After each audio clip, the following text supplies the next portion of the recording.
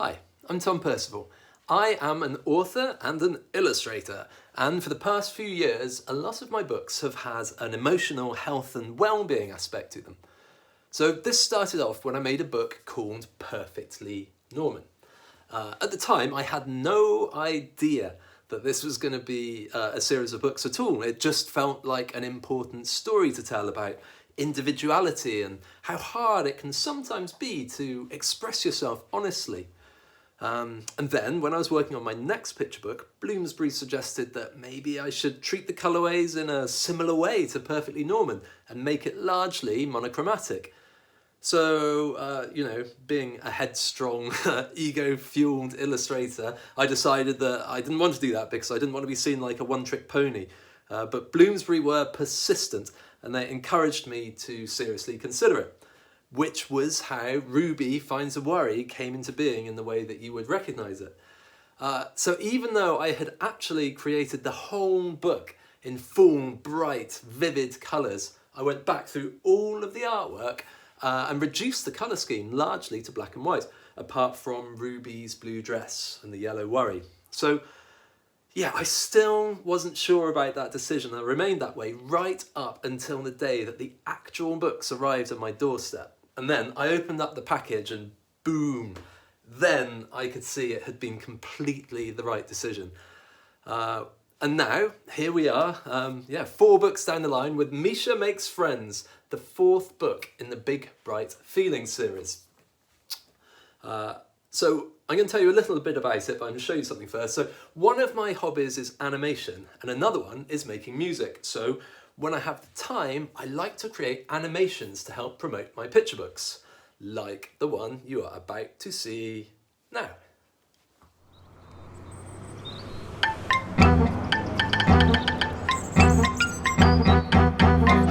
Misha loved making things.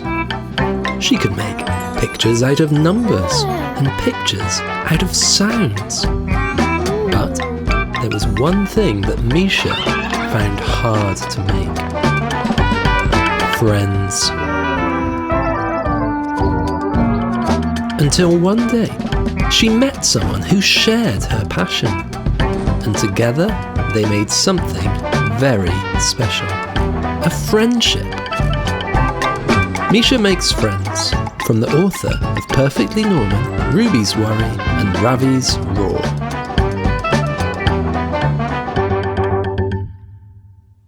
So, while we're all here, maybe I'll just read the whole book. Misha Makes Friends, by me. Misha loved making things. She could make pictures out of numbers and pictures out of sounds. Sometimes she made pictures out of both. But there was one thing that Misha found hard to make. Friends. Everybody else seemed to find it easy, but not Misha. When she tried, she didn't know what to say, what to do, or when to say it. For Misha, making friends was so difficult that she wondered if she would ever be able to do it. Then, one evening, Misha had an idea. She got out her paints, her pencils, and all her other tools. Then she started to cut and stick and glue and sew.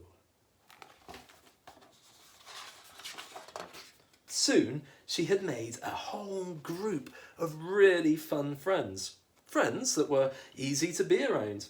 Friends that she could take with her wherever she went. Admittedly, Misha's new friends weren't very good at tennis, or football, or couch. But Misha felt comfortable with them. And that was what mattered. One day, Misha's mum says they were going to a party. She says there would be lots of nice people there. She says it would be fun. But Misha wasn't so sure. The party was noisy, chaotic and unpredictable. Everyone else was playing together and Misha just couldn't find a way to join in. She ran off to find a quiet corner where she could make her own friends. Misha sat happily for a while until she realised that something didn't feel right. A boy was watching her. "Hi, I'm Josh," he said. "Can I see what you're making?" For a while, Misha said nothing. But then she took a deep breath and she showed him her friends. "Wow," gasped Josh. "They're amazing. Can you show me how to make some?" Misha was worried. What if he got it all wrong? What if he spoiled everything? But Josh didn't look like he would try to spoil things. So Misha showed him what to do. And you know what? Josh didn't get it all wrong, and he didn't spoil anything either.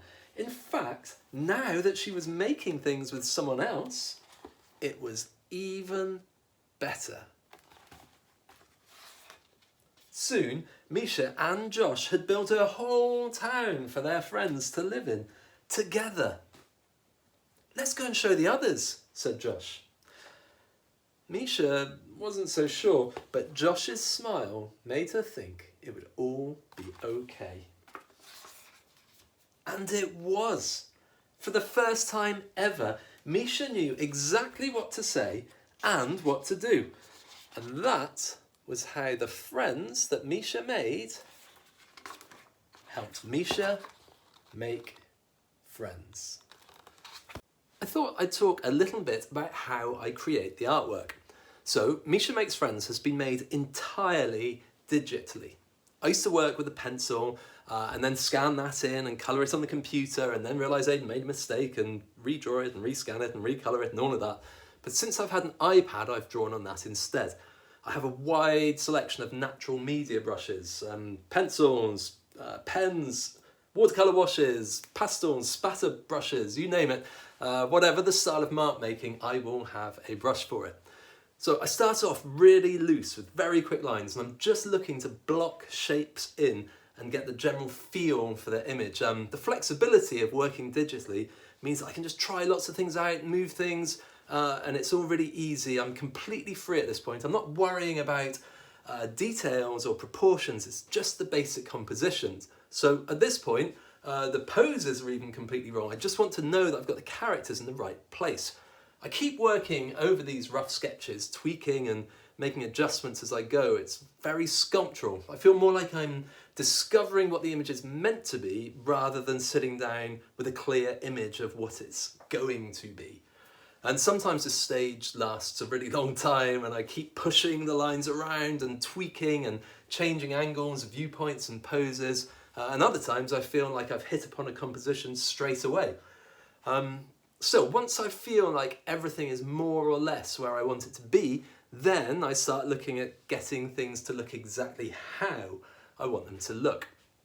And this is where I start to pay attention to the nuances of expression and proportion and posture and all of those things that really bring the image to life. Because this is where all of the drama and the emotion of what you're conveying rises to the surface.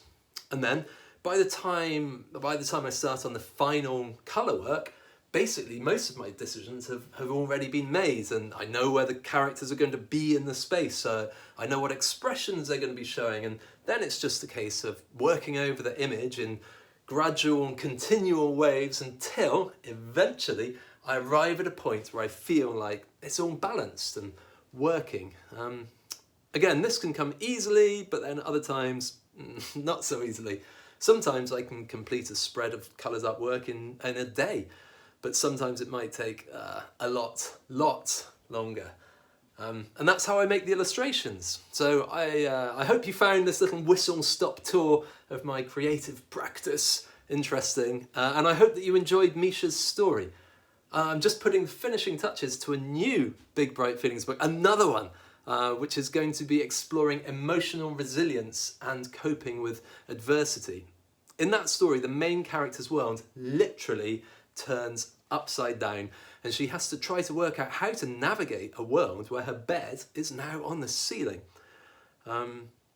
Yeah, I absolutely love making these books, and I'm hugely grateful to the scores of teachers and librarians and education professionals all over the world who've seen merit in the themes and messages of the books and feel that they can be helpful. I'm constantly amazed at the thought of these books being picked up by young readers thousands of miles away from my home. So yeah, I just want